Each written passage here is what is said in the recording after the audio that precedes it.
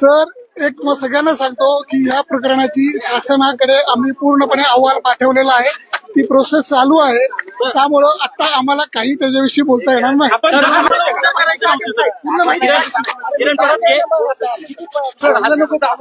Sir 10 lakh रुपये मागितले होते. पूर्ण माहिती दिली पाहिजे. तुमचं हे काम आहे. तुम्ही अर्धवट पाहिजे. हे खरं आहे, हे खोटं आहे.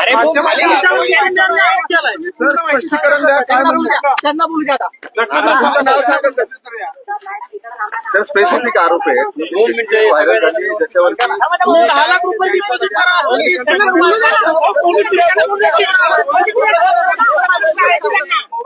इन्स्पेक्टर साहेब त्यांना बोलू द्या की डिपॉझिट करा. सर हे सर आपण एक विषय पाहतोय.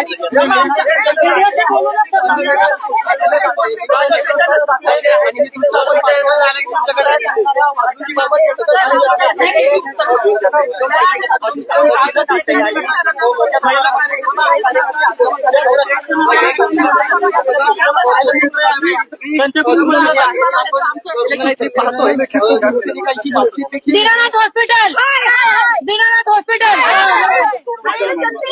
हॉस्पिटलचा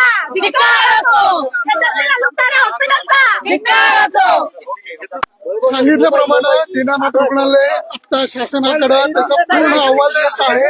त्याच्यावर शासनाची जी त्यांना माहिती हवी ती पूर्ण दिल्याशिवाय याविषयी आता आम्हाला काही बोलता येणार नाही. तरी सुद्धा दीनानाथ रुग्णालय याविषयी माध्यमाला योग्य माहिती दे. मी एवढंच सांगतो आता याविषयी आता हा विषय तसा मेडिकल संबंधी गुंतागुंतीचा आहे. आता पूर्ण माहिती दीनानाथ रुग्णालयाची शासनाला गेलेली आहे.